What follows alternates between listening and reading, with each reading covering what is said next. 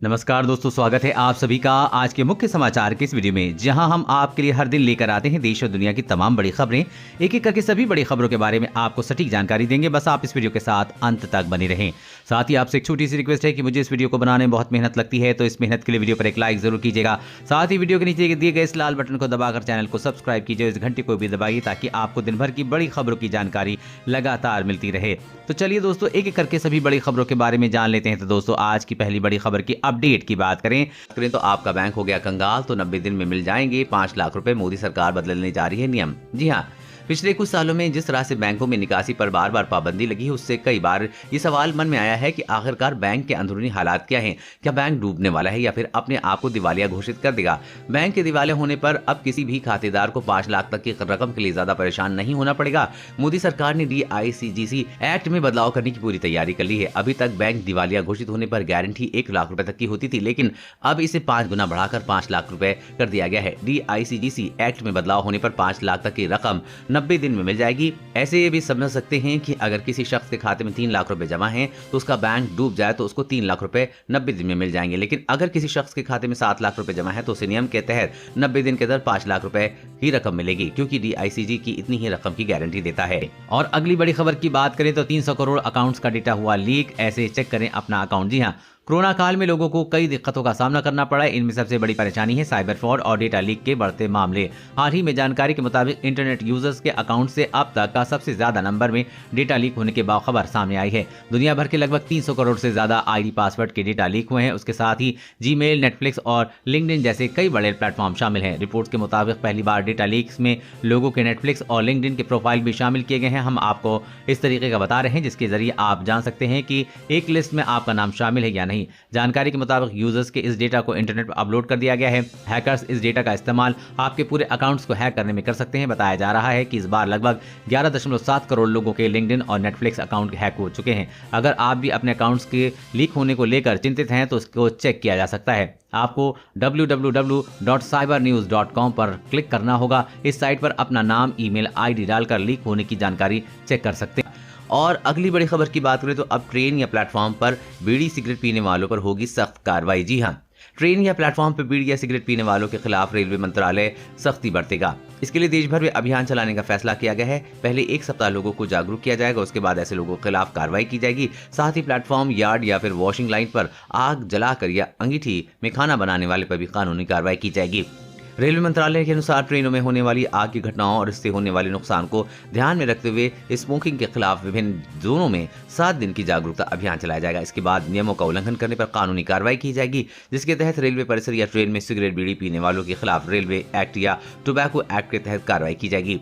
इसके साथ ही platform, yard, washing या सिंक लाइन, खड़े कोचों पर खाना बनाने के लिए आग जलाने की अंगीठी का इस्तेमाल करने वालों पर सख्ती बरती जाएगी। और अगली बड़ी खबर की बात करें तो वैज्ञानिकों ने क्या कमाल, टिड्डियों के हमले को किसानों के लिए बना दिया वरदान। जी हाँ, वैज्ञानिकों ने इस बार टिड्डियों के हमले को किसानों के वरदान बना दिया है, जिसको लेकर वो खुश हैं। जी हाँ, अफ्रीकी देश कीनिया में टिड्डियों का भयानक हमला हुआ है। वहां के किसान पहले से इस बात से दुखी हुए, लेकिन अब वो टिड्डियों के आने से खुश हैं, क्योंकि एक वैज्ञानिक संस्था ने किसानों से कहा है कि तुम टिड्डियों को हमारे पास लाओ, हम उसके पैसे देंगे। यह संस्था इन टिड्डियों को मारकर प्रोटीन से भरपूर पशु आहार बना रही है। अब इस प्रक्रिया से किसान भी खुश हैं, पशु आहार खरीदने वाले भी खुश हैं। टिड्डियों से हुए नुकसान की थोड़ी भरपाई भी हो रही है। किसान कई घंटे काम करके कई किलोग्राम टिड्डियां जमा करते हैं, फिर इन्हें बेचकर अच्छा पैसा कमा लेते हैं।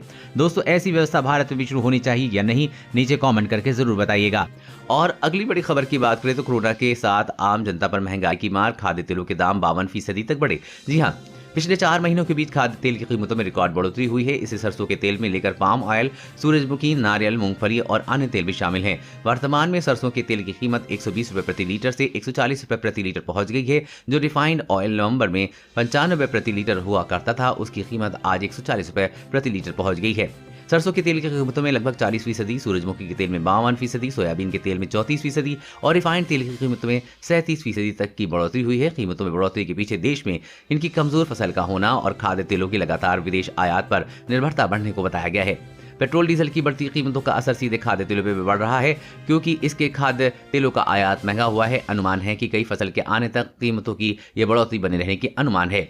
खाद्य तेल की कीमतों में पिछले वर्ष की तुलना में लगभग 40% तक की बढ़ोतरी हुई है। उधर अगली बड़ी खबर की बात करें तो क्या कोरोना से भी जानलेवा इस बीमारी में जड़ से खत्म करना चाहते हैं पीएम मोदी? हर घंटे हो रही है 10 लोगों की मौत। जी हां, प्रधानमंत्री नरेंद्र मोदी ने स्वास्थ्य क्षेत्र में बजट प्रावधान पर आयोजित एक वेबिनार में कहा है कि वर्ष 2025 तक देश में टीबी यानी कि तपेदिक या क्षय रोग को खत्म करने का लक्ष्य है। उन्होंने कहा कि स्वास्थ्य सेवा की किफायती बनाने और इसकी सुलभता को अगले स्तर पर ले जाने की आवश्यकता है, जिसके लिए आधुनिक प्रौद्योगिकी का इस्तेमाल बढ़ाया जा रहा है। भारत में दुनिया के 27% टीबी मरीज हैं। कोरोना लॉकडाउन के दौरान टीबी के मरीजों की डायग्नोसिस में 75% की कमी आ गई थी। एक रिपोर्ट में आशंका जताई गई थी कि कोरोना गाइडलाइन में चिकित्सकीय व्यवस्था नहीं मिल पाने के कारण अगले 10 महीने में टीबी के करीब 63 लाख मामले सामने आएंगे। इनमें से 14 लाख लोगों के मरने की आशंका जताई गई। हालांकि कोरोना के कारण पैदा हुआ मेडिकल संकट पर काफी हद तक काबू पा लिया गया है। मोदी सरकार टीबी पर काबू पाने और इसके भारत में खत्म करने के लिए प्रयास कर रही है। और अगली बड़ी खबर की बात करें तो बंगाल में बीजेपी कर सकती है बड़ा उलटफेर। बहुमत के आंकड़े से पहली बार ममता बनर्जी टीएमसी आई नीचे। जी हां, 5 राज्यों में होने वाले विधानसभा चुनाव में ज्यादातर लोगों की नजरें पश्चिम बंगाल पर लगी हुई हैं। बंगाल में बीजेपी पिछले 10 सालों से सत्ता पर काबिज ममता बनर्जी की सरकार को उखाड़ फेंकने की पुरजोर कोशिश कर रही है। पार्टी ने राज्य के चुनाव प्रचार के लिए मुख्यमंत्रियों, केंद्रीय मंत्रियों समेत दिग्गज नेताओं को पूरी फौज उतार दी है। बीजेपी की इस मेहनत का बंगाल में असर भी दिखाई देने लगा है। दरअसल पश्चिम बंगाल के लिए आए ताजा सर्वे में बीजेपी राज्य में बड़ा उलटफेर करती हुई दिखाई दे रही है। हालिया कुछ सर्वे में 100 सीटों का आंकड़ा पार करती नजर आ रही है। बीजेपी नए ओपिनियन पोल में टीएमसी के करीब पहुंच गई है। इससे दिलचस्प बात यह भी है कि ममता बनर्जी की पार्टी इस बार बहुमत से पीछे हो गई है। माना जा रहा है कि हाल के समय में आए हुए कुछ सर्वे के संभावित पहली बार ऐसा हुआ है जब ममता बनर्जी की पार्टी को बहुमत से कम सीटें मिलने का अनुमान जताया गया है। हालांकि बीजेपी बहुमत का आंकड़ा नहीं छू सकी है, लेकिन काफी पास जरूर पहुंच गई है। वैसे आपको क्या लगता है, बंगाल चुनाव बीजेपी जीतेगी या टीएमसी? नीचे कमेंट करके जरूर बताइएगा।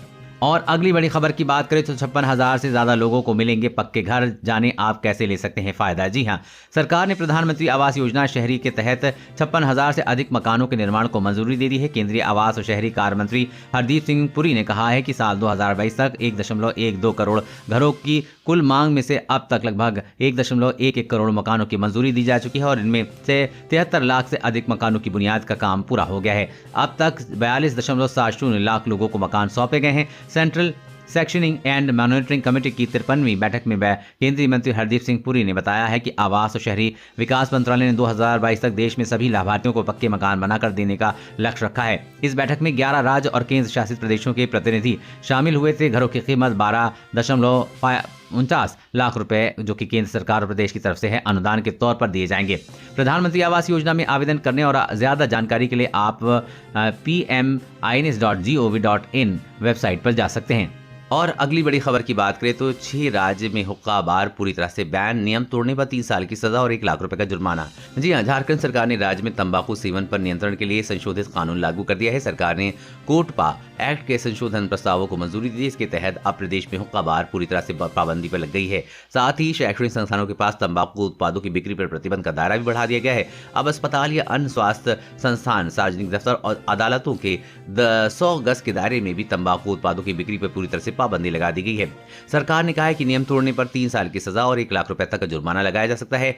स्वास्थ्य मंत्री ने कहा कि तंबाकू सेवन के देश के साथ साथ झारखंड की भी तेजी से बढ़ती स्वास्थ्य समस्याएं हैं। हर साल भारत में तंबाकू सेवन से होने वाली बीमारियों से लगभग 13.5 लाख लोगों की मौत हो रही है। ये देश की उत्पादकता और अर्थव्यवस्था के लिए बहुत बड़ी चुनौती है।